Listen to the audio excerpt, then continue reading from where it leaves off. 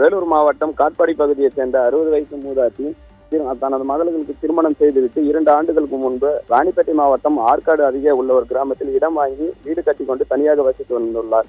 இந்த நிலையில் நேற்று அதிகாலை மூதாட்டியின் வீட்டிற்கு கஞ்சா போதையுடன் வந்த இளைஞர் கதவை தட்டியுள்ளார். மூதாட்டி கதவை திறந்த போது மூதாட்டியின் வாயை பொத்திக் கொண்டு உள்ளே தள்ளிய இளைஞன் மூதாட்டியை பாலியல் பலாத்காரம் செய்துள்ளார். இதனை பற்றி வெளியே கூறினால் உன்னை கொலை செய்து விடுவேன் என்று மிரட்டியதாக கூறப்படுகிறது. மேலும் இந்த சம்பவம் அறிந்து ஆற்காடு கிராமிய போலீசார் மூதாட்டியை விசாரணை மேற்கொண்டு மூதாட்டியை வாலாஜாப்பேட்டை அரசு தலைமை மருத்துவமனைக்கு பரிசோதனைக்காக அனுப்பி வைத்தனர்.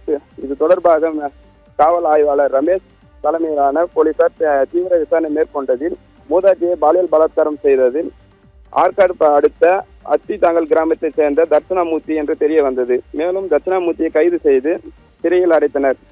60 வயசு மூதாட்டியை பாலியல் பலாத்காரம் செய்த சம்பவம் அப்பகுதியில் பெரும் பரபரப்பை ஏற்படுத்தியுள்ளது.